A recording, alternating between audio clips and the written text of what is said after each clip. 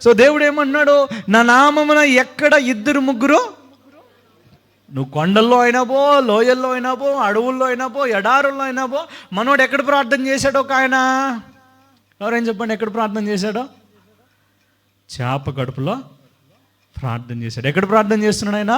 సముద్రపు అంచున. మీరు ఎప్పుడైనా అనుకున్నారా, సముద్రపు అంచును పోయి ఆ లోతులో నేను ప్రార్థన చేస్తే ఇంకా నా ప్రార్థన దేవునికి వినపడుతుందా? మీరు ఎక్కడో ఉంటారు, మీరు అనుకుంటారు ఒక్కొక్కసారి ఈ నెట్వర్క్ కనెక్ట్ కాదు, సో దేవునికి నా ప్రార్థన వినపడుతుందో లేదని. అగాధపు జలములలో ఆ సముద్రపు అంచులోనికి వెళ్ళిపోయాడు ఆయన. అక్కడ దేవా నీవే నా ఆధారం అంటే దేవుడు వెంటనే ఏం చేశాడు? ఆయనకు సహాయాన్ని చేశాడు. చెరసాలలో ప్రార్థన చేసిన వాళ్ళు ఉన్నారమ్మ, చెరసాలలో పాటలు పాడినారు. పౌలుసీలకు ఏమైనా మైకులు ఉన్నాయా? ఇట్లా ఈ స్పీకర్లు ఏమైనా ఉన్నాయా? ఉన్నాయా? చెప్పండి, ఉన్నాయా? ఎక్కడ ప్రార్థన చేస్తున్నాడో? ఆడా నాకు మైక్ ఉంటేనే నేను పాట పాడతా అన్నాడు పౌలు. ఏమన్నాడు? సంఖ్యలతో బంధించేశారు. ఏమంటున్నారు వాళ్ళు? మాకు మైక్ ఉంటేనే, మాకు స్టేజ్ ఉంటేనే, మాకు లైట్స్ ఉంటేనే. చాలామంది ఏం చేస్తున్నారంటే ఇట్లాంటి పిచ్చి కారణాలు పెట్టుకొని దేవుణ్ణి స్తుతించలేకపోతున్నారు. అర్థమవుతుందా? నీకు ఇచ్చిన తలాంతు దేవుడు ఏమి ఇచ్చాడో నాకైతే తెలీదు. He might have given you good voice. ఒక మంచి స్వరాన్ని నీకు ఇచ్చిండవచ్చును, లేకపోతే నీ హృదయంలో భారం ఉంటుంది. నీకు ఎవరో కష్టంలో ఉంటారు, వాళ్ళు వచ్చి నీకు చెప్పాల్సిన అవసరం లేదు. వాళ్ళను గూర్చి విన్న వెంటనే నువ్వేం చేస్తావు? ప్రార్థన చేస్తావు. దాని అర్థం ఏంటి? దేవుడు నీలో ఏం పెట్టాడో అది లేదు మాకు ప్రార్థన. మేము ఇట్ ఈస్ వెరీ డిఫికల్ట్. దైవజనాంగమా, ఇవే కాదు, పరిచర్య చేయడానికి దేవుడు నీకు తలాంతులు ఇచ్చాడు.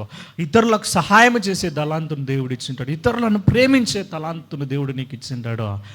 Bring it out. ఏం చేయాలంటే నువ్వు దాన్ని బయటికి తీసుకొని రావాలి. ఇతరులతో కౌన్సిలింగ్ ఇచ్చేది. కొంతమంది మాట్లాడితే మంచిగా కౌన్సిలింగ్ ఇస్తారనమాట. మంచిగా ఎట్లాంటి ఆలోచనలు తీసుకోవాలి, ఏ రీతిగా నువ్వు ముందుకు వెళ్ళాలి, ఏ టైంలో ఏ పరిస్థితుల్లో నువ్వు ఎట్లా, నీ బిహేవియర్, నీ ప్రవర్తన ఎట్లా ఉండాలని కొంతమంది మంచిగా కౌన్సిలింగ్ ఇస్తూ ఉంటారు. Use it for the glory of God. దేనికోసం యూజ్ చేయాలంటే మనము చెప్పండి.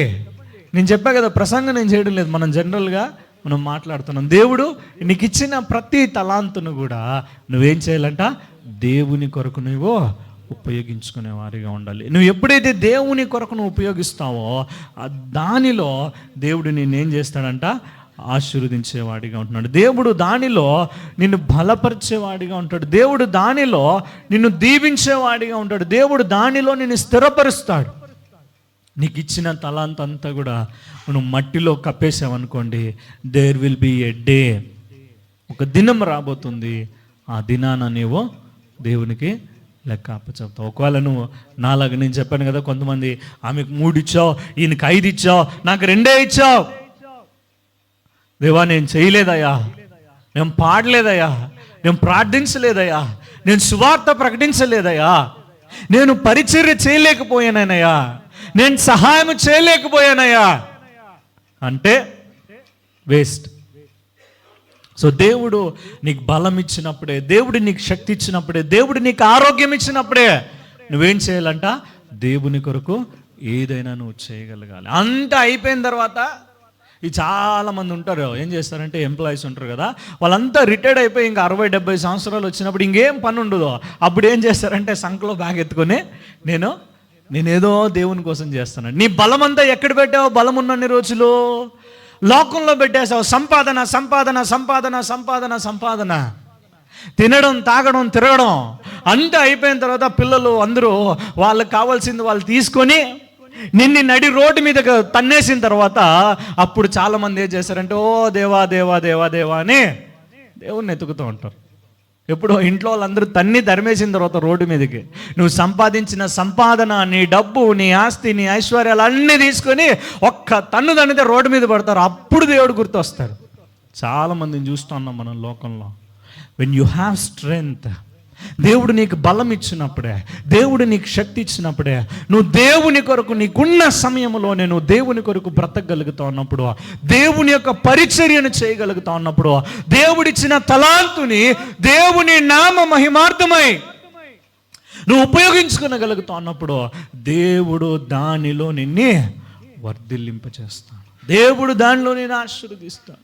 దేవుని బిడ్డలు వారికి ఇచ్చిన తలాంతు వారు స్తుతిస్తున్నారు, వారికి ఇచ్చిన తలాంతు వారు ప్రార్థిస్తున్నారు, వారికి ఇచ్చిన తలాంతు వారు ప్రకటిస్తూ ఉన్నారు, వారికి ఇచ్చిన తలాంతు వారు పరిచర్యలో విస్తారముగా వారు పాలు పంచుకుంటున్నప్పుడు దేవుడు ఎప్పుడు కూడా మనుష్యుల యొక్క రుణంలో ఉండేవాడు కాదండి. దేవుడు మనుషుల రుణంలో ఉండేవాడు. దేవుని కొరకు మనం ఎంతగా కష్టపడతామో, దేవుని కొరకు మనం ఎంతగా ప్రయాసపడతామో అంతకు రెట్టింపైన ప్రేమను, కృపను, సహాయాన్ని దేవుడు మన యొక్క జీవితాల్లో దయచేసేవాడిగా ఉంటున్నాడు.